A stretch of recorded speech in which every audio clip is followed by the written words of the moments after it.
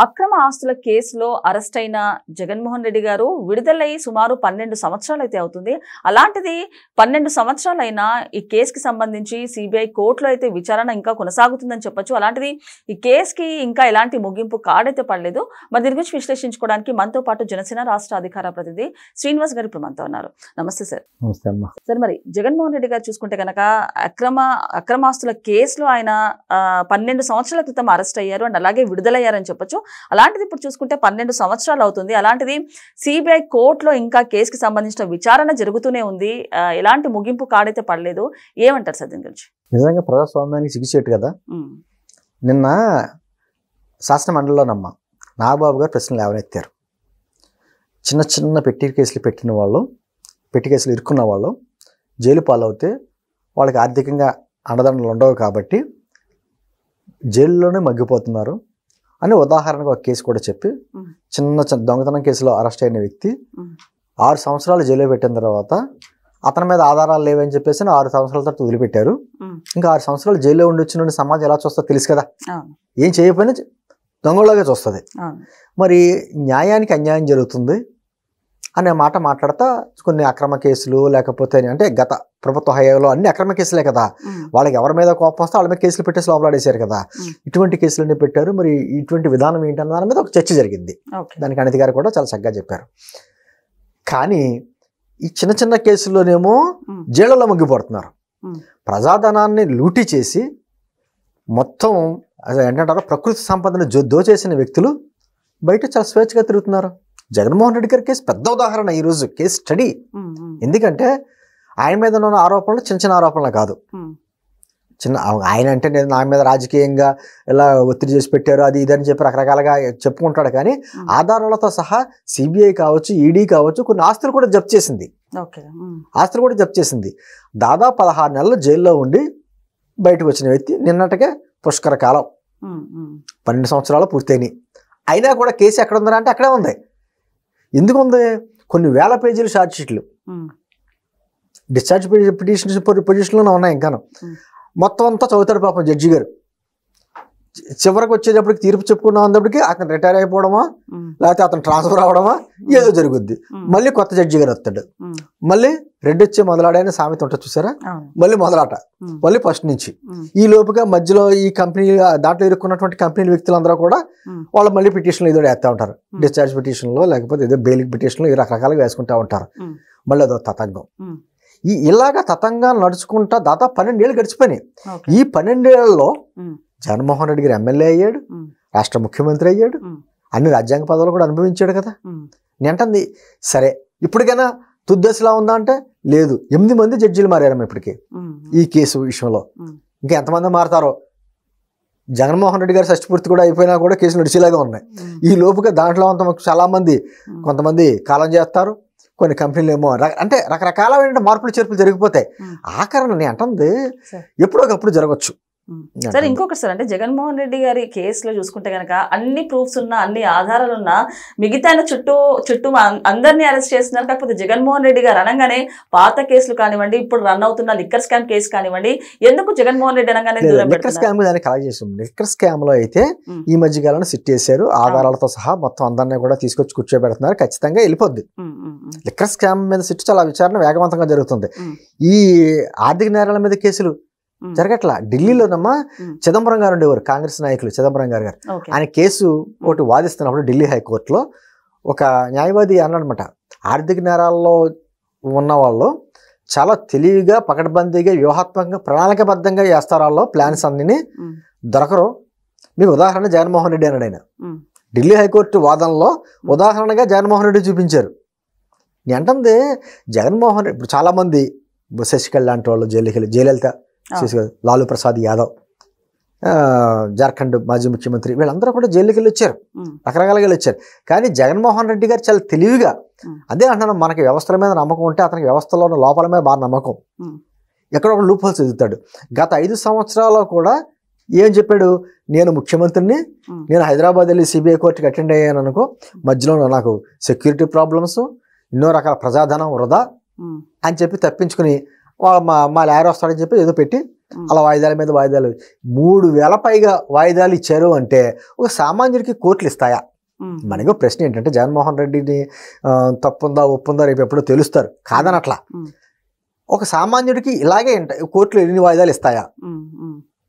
ఇప్పుడు 2-3 సార్లు కానీ అరెస్ట్ వారెంట్లకి సమాధానం చెప్పకపోతే తీసుకెళ్ళి లోపలేస్తారు కదా.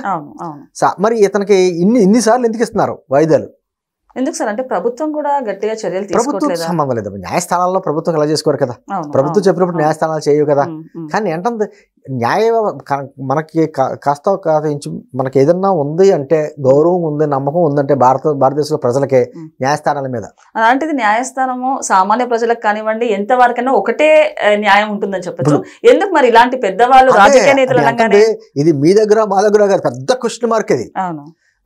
ఇప్పుడు న్యాయం అన్నది భారత రాజ్యాంగం ప్రకారం పైన ఉన్నటువంటి భారత మొట్టమొదటి వ్యక్తి ప్రధానమంత్రి రాష్ట్రపతి దగ్గర నుంచి చిట్ట చివరి వ్యక్తి వరకు ఒకలాగే జరగాలి. దానికి పేద ధనిక వ్యత్యాసాలు ఉండకూడదు, కులం మతం ఏం ఉండకూడదు, ఎవరికైనా ఒకేలా ఉండదు. మరి అలా ఉండాలనే కదా గౌరవం ఇచ్చింది. దేనికి ఇస్తారు? న్యాయస్థానాలను గౌరవిస్తారు. చూడండి, ఎంత పెద్ద ఐఏఎస్ చదివినా ఐపీఎస్ చదివినా కోర్టులోకి వెళ్ళినప్పుడు చక్కగా బటన్స్ అన్ని పెట్టుకుని గౌరవంగా జడ్జి గారు వచ్చినప్పుడు లేచి ఉంటాం, ఆయన సమాధానం చెప్పడం. ఎందుకు ఇస్తారు గౌరవం? మీరు ఏమన్నా ఈ న్యాయవాదులు ఏమన్నా పైన చూడుపడ్డారనా? వాళ్ళు ఫీల్ అవుతారు. కొంతమంది న్యాయవాదులు ఎలా అంటే ప్రజలందరూ పిచ్చోళ్ళం, మేమే అద్భుతమైన వాళ్ళం, మేదో ఆకాశం నుంచి ఊడిపడ్డామన్నట్టుగా కొంతమంది వ్యాఖ్యలు చేస్తూ ఉంటారు. అయినా కూడా ఓపిక పడుతుంది భారత సమాజం. వాళ్ళు ఏం తీర్పు చెప్పినా దానికి కట్టుబడి ఉంటారు. అది గౌరవం. మరి ఈ రోజున ఈ విషయంలో ఈ పెద్ద పెద్ద గ్రంథాలు ఇన్ని చదివినటువంటి లాలు చదివినటువంటి పెద్ద పెద్ద న్యాయమూర్తులు ఏం సమాధానం చెప్తారు? ఒకటమ్మా నేను అంటుంది, రేపు పొద్దున జగన్మోహన్ రెడ్డి గారు కడిగిన ముత్యంలో బయటకు వస్తే ఓకే, నో ప్రాబ్లం. లేదు, దోషిగా నిర్ధారణ అయ్యి మళ్ళీ జైలు జీవితం అనుభవించవలసి వచ్చిందనుకోండి, అప్పుడు ఆంధ్రప్రదేశ్ ప్రజలు ఏమనుకోవాలమ్మా? అంటే మాకు గతంలో 5 సంవత్సరాల్లో పాలించిన వ్యక్తి పలానా అటువంటి వ్యక్తి ఓట్లేసామా, అటువంటి వ్యక్తి మన రాష్ట్రానికి ముఖ్యమంత్రి అయ్యాడా అని చెప్పుకుని సిగ్గుపడాలి కదా. అసలు నేను అంటుంది, ఒకసారి కోర్టులు తీర్పులు చెప్పిన తర్వాత నిర్ణయం తీసుకున్న తర్వాత శిక్ష అమలయ్యే కాలానికి మధ్యలో టైం ఉంటుంది. ఈ లోపు ఏ పదవిని అలంకరించవచ్చు మీరు? మీకు అర్థమవుతుందా? ఇందిరాగాంధీని హత్య చేశారు, అరెస్ట్ చేశారు, జైల్లో పెట్టారు, తీర్పు వచ్చింది, వాళ్ళకి శిక్ష పడింది. తీర్పుకి శిక్షకి కొన్ని సంవత్సరాలు టైం పడుతుంది కదా. ఈ లోపుగా వాళ్ళు కూడా భారతదేశంలో ఏ ఎలక్షన్స్ అయినా పోటీ చేయొచ్చు. అంత గొప్ప మన న్యాయశాస్త్రాలు ఏం చెప్పుకోవాలి మనకు అర్థం అట్లా లోపాలను. కానీ న్యాయవాదులన్నా లా అన్నా మనందరికీ గౌరవం ఉంది, గౌరవిస్తాం. కానీ జగన్మోహన్ రెడ్డి గారు లాంటి కేసులు ముందుకు వచ్చినప్పటికీ మనందరికీ పెద్ద క్వశ్చన్ మార్క్. ఎందుకు ఇలాగా ఒకరికి ఇలాగా ఎందుకు ఇలా ప్రవర్తిస్తున్నారు? ఈ రోజున మళ్ళీ కేసు రన్నింగ్ అవుతుందమ్మా. రేపు వద్దున జడ్జి గారు మళ్ళీ మారుతాడో లేకపోతే రిటైర్ అవుతాడో ఏదో అవుతాడు, మళ్ళీ కేసు ఫస్ట్ నుంచే అంటే ఎన్నాళ్ళు ఇది? 12 సంవత్సరాల పుష్కర కాలం పూర్తయింది. ఒక పక్కనేమో పైన దసరా ఉత్సవాలు జరుగుతున్నాయి, అక్కడ శ్రీవారి బ్రహ్మోత్సవాలు జరుగుతున్నాయి, ఇక్కడ జగన్ గారి బెయిల్ వారోత్సవాలు కూడా చేసుకునే సిద్ధంగా ఉన్నారు. జగన్మోహన్ రెడ్డి గారిని అడిగారు అనుకో మీరు, ఆయన కూడా అంటాడు ఇటువంటి 12 సంవత్సరాలు బట్టి బయట బెయిల్ మీద ఉన్నారంటే నా గొప్పతనాన్ని మీరు హర్షించాలి, చాలువాలు కలిపి సన్మానాలు చేయాలి అంటాడు. ఆయన చెప్పుకుంటాడు అటువంటి వ్యక్తి. కానీ సామాన్య ప్రజలు చూస్తూ ఉన్నప్పుడు ఏంటిది, అతనికి ఇచ్చినటువంటి ఇన్నిసార్లు వాయిదాలు కావచ్చు, ఇన్ని పర్మిషన్లు కావచ్చు, మిగతా సామాన్య ప్రజలకు ఇస్తాదా కోర్టు? ఎందుకు అతనికి ఎందుకు ఇస్తుంది? ఏంటంటే దీని వెనకాల ఏమైనా పెద్దల హస్తాలు ఉన్నాయా? ఏముంది? లేకపోతే ఆ లూప్ హోల్స్ కూడా ఈయనకి తెలుసా బాగాను? అంటే మామూలు ప్రజా సంపద దోచారు వాళ్ళు, మామూలు ఏదైనా వాళ్ళ వ్యాపారాలు చేసి నష్టపోయి లేకపోతే ఐపీఎల్ పెట్టిన ఈ కేసులు కాదు. వాళ్ళ తండ్రి గారి పదవిని అడ్డం పెట్టుకుని తన పదవిని అడ్డం పెట్టుకుని అతను చేసినటువంటి క్విడ్ ప్రోకోలు మెయిన్ ఆ తండ్రి గారి పదవిని అడ్డం పెట్టుకునే మాట్లాడితే ఏమంటాడు, నేను ఎప్పుడన్నా మా తండ్రి గారు అధికారంలో ఉన్నప్పుడు కనీసం సెక్రటేరియట్లో కాలు పెట్టానా అంటాడు. నువ్వు సెక్రటేరియట్లో కాలు పెట్టలేదు కానీ అన్నింటిలో వేలు పెట్టావు, అన్నింటిలో పెట్టు. బెంగళూరు ప్యాలెస్లో కూర్చుని మొత్తం చక్ర తిప్పావు. ఈరోజు వ్యాన్ పిక్ కుంభకోణం కావచ్చు, అయినా ఏంటి ఇవన్నీ దాల్మే సిమెంట్స్ లాంటి కంపెనీలు అన్నీ కూడా వాళ్ళందరూ కూడా ఇరుక్కున్నారు కదా. నీ అంటుంది ఇన్ని రకాల చక్రం వెనకాల ఉండగానే చక్రం తిప్పావు, నువ్వు అధికారంకి వచ్చిన తర్వాత ఇంకేం తిప్పావో. ఇప్పుడు ఎక్కడికి కేసు ఒకటే కనపడుతుంది మనకి, ఇంకా చాలా ఉన్నాయి కదా. నీ అంటుంది. కానీ అటువంటి వ్యక్తుల మీద చర్యలు తీసుకోకపోతే సమాజానికి మీరు ఏ సందేశం ఇస్తారు? అండ్ ఇంకొకటి, మనం ఏదన్నా తప్పు జరిగినా ఏదున్నా ఫస్ట్ మనం ఆశ్రయించేది న్యాయస్థానం. అంతే. అలాంటిది అక్కడి నుంచి కూడా న్యాయం లేకపోతే ఏమంటారు? అదే కదా, న్యాయానికి అన్యాయం జరిగినట్టే కదా. మామూలుగా చిన్న చిన్న కేసుల్లో పెట్టి లోపల పెట్టేసి ఇబ్బంది పెట్టి సంవత్సరాలు లోపల చేసి బయటకు వచ్చిన తర్వాత అతను ఏమీ తప్పు చేయలేదని చెప్పి బయటకు వదిలేస్తే ఎంత తప్పది? అతని జీవితం కోల్పోయినట్టే కదా. దాని మీద ఎవరికి శిక్ష వేయాలి? తప్పు చేసింది ఎవరో? తప్పు చేస్తే శిక్ష, తప్పు చేయకుండా లోపల పెట్టి అన్ని సంవత్సరాలు పెట్టి లోపల ఉంచుతున్నారు, మరి వాళ్ళకి ఎవరి మీద శిక్ష వేయాలి? ఎన్ని పెద్ద ప్రశ్నలు అమ్మాయి. ఇప్పటికే కొద్ది మార్పులు కేంద్ర ప్రభుత్వం తీసుకుంటూ వస్తుంది. ఐపీసీ సెక్షన్ స్థానంలో మనకు బిఎన్ఎస్ వచ్చింది. అలాగే ఈ మధ్యకాలంలో కూడా మన ఏమంటారు రాజ్యాంగ సవరణ చట్టం 130 తీసుకొచ్చారు. దాని ప్రకారం 30 రోజుల కంటే ఎక్కువగా జైలు జీవితం అనుభవిస్తే వాళ్ళు ఆటోమేటిక్గా పదవి కోల్పోతారన్నట్టుగా దాని మీద కూడా చర్చలు జరుగుతున్నాయి, డిస్కషన్లు పార్లమెంటరీ కమిటీ చేస్తారు. అది వేరే అంటే ఏదో కొంత మార్పులు జరుగుతున్నాయి, కానీ ఇంకా చాలా జరగాలి. నేను అంటుంది ఎవరైనా సరే రాజ్యాంగబద్ధులే. ఏ హోదాలో ఉన్నా వాళ్ళు న్యాయమూర్తులు కావచ్చు, జడ్జీలు కావచ్చు, లేకపోతే మన పొలిటీషియన్సే కావచ్చు, ఎంత పెద్ద ప్రధానమంత్రి కావచ్చు, రాష్ట్రపతి కావచ్చు, ఎవరైనా రాజ్యాంగానికి లోబడి మాత్రమే చేయాలి. సుప్రీం ఏదైనా ఉందంటే మన దేశానికి రాజ్యాంగం. మరి ఆ రాజ్యాంగాన్ని అవమానపరిచేలాగా ఇలా జరుగుతున్నప్పుడు ఎవరికి చెప్పుకోవాలి సామాన్యుడు? ఇప్పుడు మనకి ఏదో నొప్పి కలిగితే ఏమంటామండి? న్యాయమూర్తుల దగ్గరికి వెళ్తాం, న్యాయం చేయండి అంటాం. ఆ న్యాయం దగ్గరే అన్యాయం జరుగుతున్నప్పుడు ఎవరు చెప్పుకోవాలి? ఇటువంటి ప్రశ్నలకు మరి ఎవరు చెప్తారు సమాధానం? అంటే మీరు నేను చెప్పలేం. మనలో ఉన్న దాని భావన మనం ఏంటి ప్రశ్నలు లేవనెత్తగలం తప్ప సమాధానాలు ఎక్కడ దొరుకుతాయంటే పెద్ద క్వశ్చన్ మార్క్. పెద్ద విచిత్రం ఏంటి, ఏదైనా మాట్లాడితే మళ్ళీ కోర్టులకు వ్యతిరేకంగా మాట్లాడారు మీరు అనేటువంటిది కూడా ఉంటుంది. వాళ్ళకి వ్యతిరేకంగా మాట్లాడకూడదు ఉంటుంది, కరెక్టే. మరి మీరు చేసిన తప్పులు ఎవరు వేలెట్టి చూపిస్తారు? ఖచ్చితంగా ప్రజలే వేలెట్టి చూపిస్తారు. ప్రజలే పాలకులు ఈ దేశానికి, రాజ్యాంగమే సుప్రీం. దాని తర్వాతే మీరు ఏ పదవుల్లో ఉన్నా, ఏ రంగంలో ఉన్నా అందరం వాటికి తర్వాతే.